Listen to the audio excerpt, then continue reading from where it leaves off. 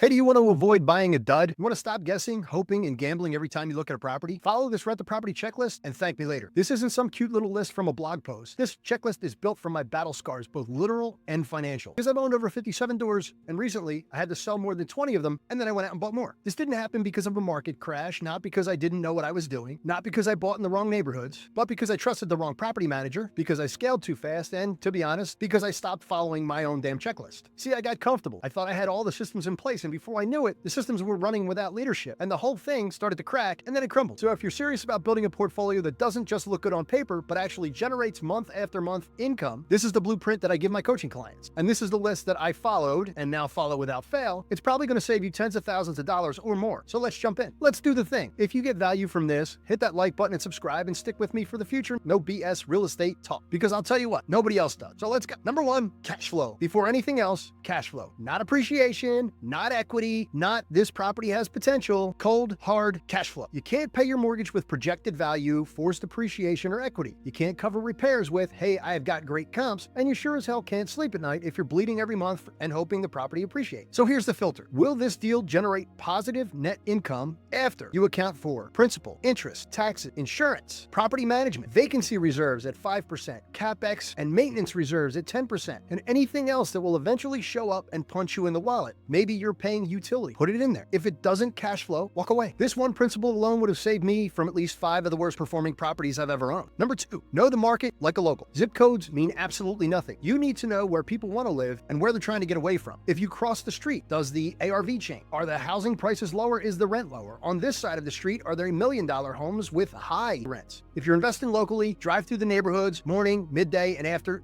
dark. Look at the cars. Look at the trash cans. Look at the foot traffic. Go to Google Earth and look for the crazy, whoever the hoarder is behind the house that you're looking at. Talk to the cops, talk to code enforcement, talk to postal workers. These guys know the truth. They're not giving you listing agent fluff. If you're investing at a state like I do, you better have someone you trust on the ground. Someone who's going to give you cold hard facts and doesn't sugarcoat things. And I'm not talking about a wholesaler here. I mean a true operator. Someone who's lived there, worked there, understands the tenants in the area, and knows the streets like the back of their hand. Because if you're on the wrong block, that'll kill your good deal. Ask me how I know. Okay, number 3, the 1% rule. You hear that get thrown around a lot. It is a filter. It is not a guarantee. The 1% rule is if the rent is at least 1% of the purchase price, the deal is worth running the numbers. It's just a fast check. It's a first line of defense, but it's not a green light to purchase. I bought 0.8% properties that outperformed everything else in my portfolio. Why? They have low maintenance, they have great tenants, and I manage it, so it's an amazing management team. And in New Jersey, you can get a 1.2% property that'll bleed you dry because I had turnover every few months and no cash reserves when things went sideways. So yes, use the 1% rule to sort through deals, but don't let it blind you to the full picture. Number 4, get the real numbers, not the seller's fairy tale. Buyers are liars and sellers are worse. Sellers lie. Brokers, they fudge numbers. Spreadsheets, they get cleaned up. You need to account for and ask for the last 12 months of actual income and expenses, copies of current leases, proof of rent payments, actual utility bills, and any contractor invoices for recent repairs. And then verify every single one. One of my properties looked amazing until I realized the tenants hadn't paid in 3 months and the seller had been covering it up to make it look occupied. I've had another one where he just stuffed somebody in there, wrote a lease on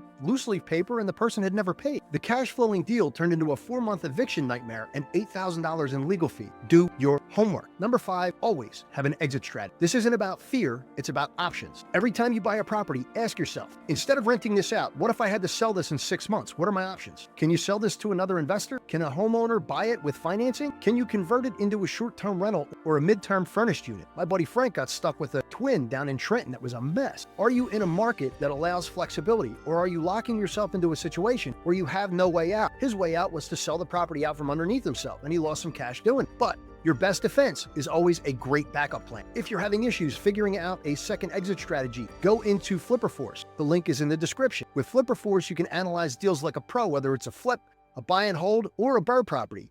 You can estimate your rehab costs accurately so you never have to blow your budget. You can plan your project schedules from start to finish and stay on track. And you can even track expenses in real time. So there are no financial surprises when you're using this software. You can create professional reports for your lender or your potential partners to get your deal to the table. Last, you can upload and organize photos and documents, keeping everything in one place. I use it. I'm not kidding. I wouldn't endorse it if I didn't. FlipperForce streamlines your process. It saves you time and keeps your business running smoothly. I've used it for flips. I always use it for my burr deals now. and rental property analysis, and it's been a total game changer. If you're ready to check it out, do me a favor, click the link in the description below and sign up for a free trial. You get 30 days free, and then if you do sign up using my link, you get 20% off when you sign up for the program. It can save you time and money on your projects. Let's get back to the list.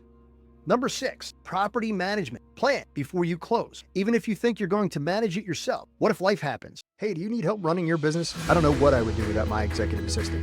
Get outsourced solutions for every need by visiting Reva Global. Check them out now and get help for just about every aspect of your business today. From marketing through property management and even administrative virtual assistants. Check out Reva Global. The link is in the show notes.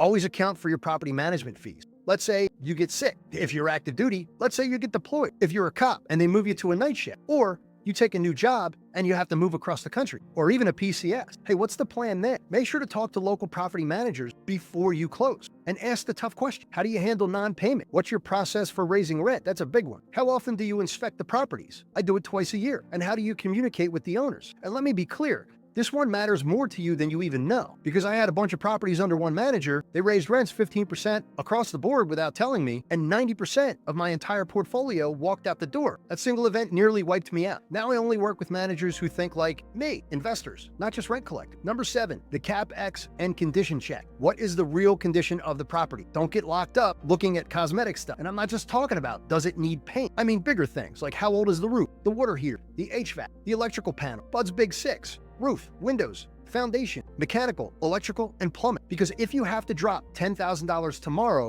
could you? If the answer is no, and you're still buying the property, you're really playing with fire here. I can't stress this enough. Get a full inspection. Spend the extra cash before you close. Walk it yourself. Bring a contractor if you can, and then ask the tough questions and assume that everything is more expensive than you think. I always add 10 to 15% contingency at a minimum. Number 8 here is legal, insurance, and regulatory risk. This is big if you're in Jersey. Are you in a tenant-friendly state or a landlord-friendly one? Do you know the eviction laws? Are there rent control ordinances like there are in Trenton? I can only raise rents maximum of 7%. What's the actual cost of insurance? Are you in a flood zone? Can you even get coverage? Legally, do you need to buy this property in your personal name, an LLC, or a land trust? This stuff isn't sexy, but it's where most beginners get burned, so check with a professional. I once bought a property with 6 units in a historical zone, and I couldn't touch the windows or the roof without special permits. Guess who didn't know that before closing? Me and my contractor. You know who did? The inspector, after I bought the property. Yeah, that's on me, but now I check everything. Number 9 is the gut check. And we really don't talk about this enough, but your gut actually matters. If something feels off, it probably is. If the seller's being dodgy, if the agent's rushing you to close, the property just gives you a weird energy. No kidding.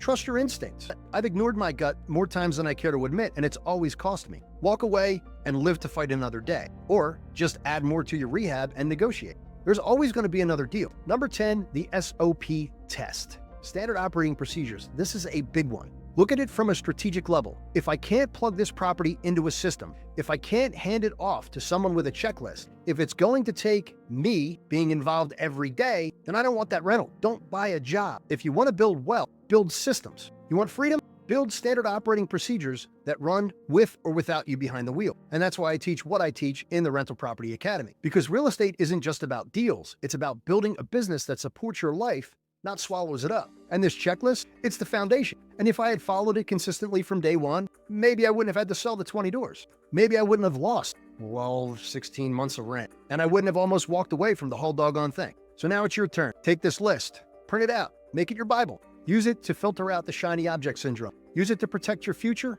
and use it to build something that lasts. And hey, if this helps you, share it. Drop a comment, smash the like button, subscribe for more. I'm not here to flex. I'm here to make sure you win and you don't make the same mistakes that I've made over the last 6 years. And if you want the full system, my SOPs, my deal analyzer, my property manager vetting guide, go check out Rental Property Academy or go to budevans.com and book a strategy session and I will help you out. The Rental Property Academy is a 100% self-paced, built for working people like you, and right now it's still just $97. But that price goes up to $150 in June, so lock it in now. That's Rental Property Academy at budevans.com under program. And until the next video, aim high. Are you a veteran or first responder and you're ready to start your journey into financial freedom through real estate investing? Visit budevans.com and sign up for a free strategy session today. Whether you're looking to wholesale or flip properties or do what I did and build a passive income portfolio, I'll help you create a customized plan to achieve your goals. Don't wait, take action now and unlock your potential for success in real estate. Let's turn your dreams of financial freedom into reality. Head to budevans.com and schedule your strategy session now.